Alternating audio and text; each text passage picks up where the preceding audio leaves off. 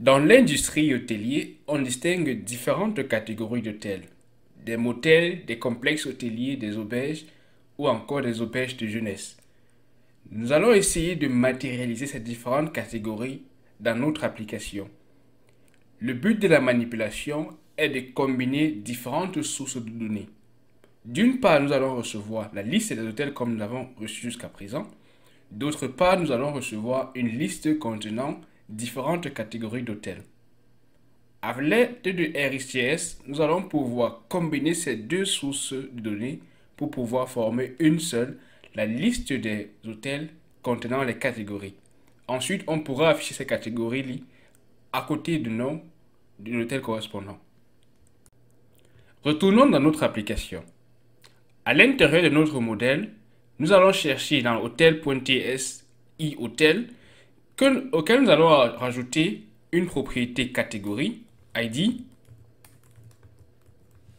qui va représenter l'identifiant de la catégorie sélectionnée. Cette propriété-là va être optionnelle. Également, on va rajouter catégorie qui va être la propriété que nous allons utiliser pour pouvoir représenter le terme correspondant à l'identifiant de la catégorie. Nous allons également mettre ceci comme étant optionnel. L'objectif est que nous avons deux paniers A et B, l'un contenant la liste des hôtels et l'autre contenant la liste des catégories. Et à l'aide de RxJS, nous allons combiner les deux paniers pour pouvoir recevoir la liste complète contenant le nom de la catégorie concernée. Mais quelle est la problématique dans ce cas? Nous pourrions très bien appeler la liste des catégories, également la liste des hôtels et plus tard faire un filtre avec par exemple filtre de JavaScript directement dans notre composant TypeScript. Le problème est que lorsque nous avons affaire à différentes sources de données, nous ne savons pas à quel moment chacune de ces sources de données-là arrive exactement. Qu'est-ce que cela peut provoquer? Cela va provoquer le fait que si dans notre liste nous avons énormément d'hôtels, par exemple 200 ou 300, nous avons également énormément de catégories. Le temps de chargement de nos catégories peut être beaucoup plus long, par exemple, que le temps de chargement de la liste des hôtels. Pour conséquence, on va avoir d'abord la liste des hôtels et plus tard, on verra afficher les catégories ou le cas inverse. Comment est-ce qu'on peut faire pour pouvoir éviter ce genre de situation?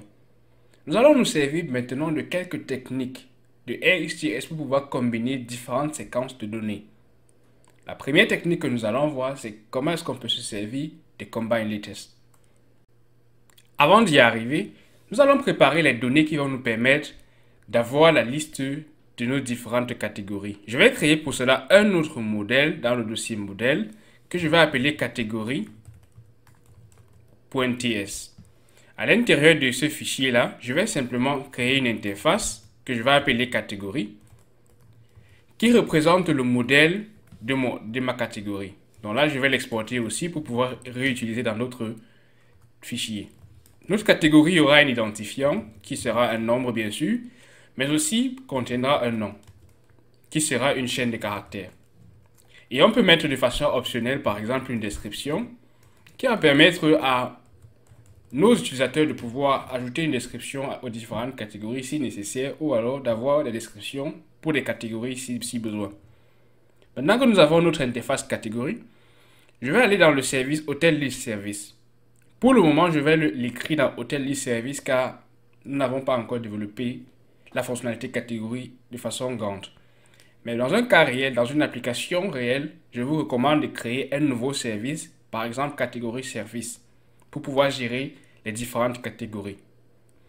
Alors, je vais créer dans mon service Hotel List Service une autre méthode qui va me permettre de générer une simple liste de catégories. Donc, je vais prendre par exemple plus bas et dire public get categories, puisqu'il s'agit de plusieurs catégories.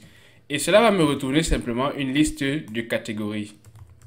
Donc là, je vais appeler catégorie, telle que je viens de créer. Et Visual Studio Code va m'aider à importer ces différentes catégories-là. Nous allons travailler avec les observables. C'est pourquoi je vais créer ici observable d'une liste de catégories.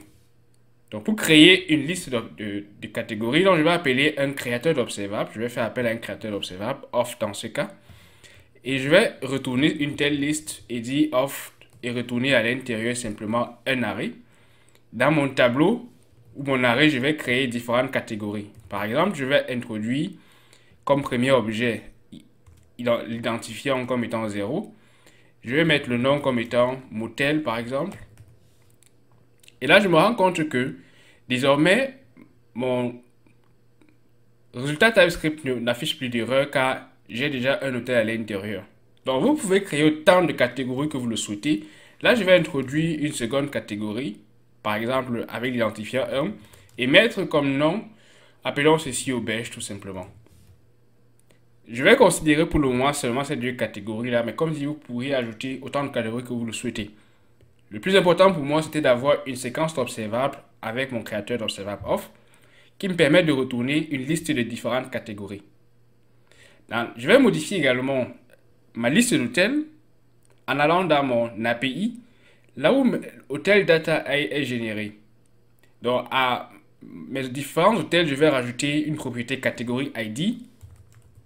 Et vous vous rappelez que là, maintenant, nous avons deux types de catégories. Je vais mettre d'abord la catégorie 0 pour le premier. Je pourrais prendre pour le second, catégorie 1 par exemple. Et pour le troisième, je vais prendre catégorie 0 à nouveau. N'oublions pas la virgule. Et enfin, mon dernier hôtel, parmi les données prédéfinies des hôtels, prendra également une catégorie 1. Juste pour exemple, et comme dit, il peut s'agir ici de plusieurs types de catégories. Maintenant, le but pour nous, c'est de pouvoir, en lieu et place d'utiliser l'identifiant de la catégorie, pour ne pas avoir affiché à notre utilisateur ici, par exemple, 1, car avec 1, il ne peut pas commencer grand-chose. Nous allons pouvoir voir comment est-ce qu'avec Combine Latest, on peut réussir à obtenir différents résultats et afficher directement le nom de la catégorie en lieu et place de l'identifiant de la catégorie. En réalité, ArcGIS nous offre différentes possibilités pour pouvoir combiner des séquences observables. Supposons par exemple que sur une séquence, vous avez d'abord la liste d'hôtels avec l'hôtel A et l'hôtel B. Et dans une autre séquence, vous avez une liste de catégories 1 et 2. Une méthode avec ArcGIS de combiner ces deux éléments ou ces deux séquences, c'est de retourner une seule séquence contenant la suite d'éléments A, B, 1 et 2. Dans ce cas, on parle de combination avec ArcGIS pour retourner une seule séquence et on peut se servir par exemple de concat pour réaliser cela. Un deuxième type de combinaison que nous pouvons avoir avec ArcGIS, c'est d'avoir par exemple deux séquences ou alors une séquence principale qui va retourner d'abord dans un élément les catégories A et B ou alors les hôtels A et B et dans un autre les catégories 1 et 2. Donc l'objectif de ce deuxième type de combinaison, c'est de retourner une séquence d'observables contenant chacun des éléments qui étaient initialement retrouvables dans les observables émis initialement. A, B, 1 et 2 dans une suite. En d'autres termes, nous avons aplati les éléments qui arrivaient de la séquence d'observables. Et pour pouvoir réaliser cela avec ArcGIS, on va se servir un peu plus tard dans ce tutoriel des observables d'ordre supérieur, par exemple MeshMap. Et le dernier type qui nous intéresse principalement maintenant, c'est d'avoir deux séquences d'éléments, les hôtels A et B par exemple, ensuite les catégories 1 et 2, mais de retourner à la fin chaque élément avec sa catégorie. Nous avons par exemple l'élément A avec la catégorie 1, l'élément B avec la catégorie 2. Il existe plusieurs techniques avec ArcGIS pour réaliser cela. Par exemple, Combine Latest, par exemple Flock Join ou encore With Latest From, que nous allons examiner à présent dans ce tutoriel.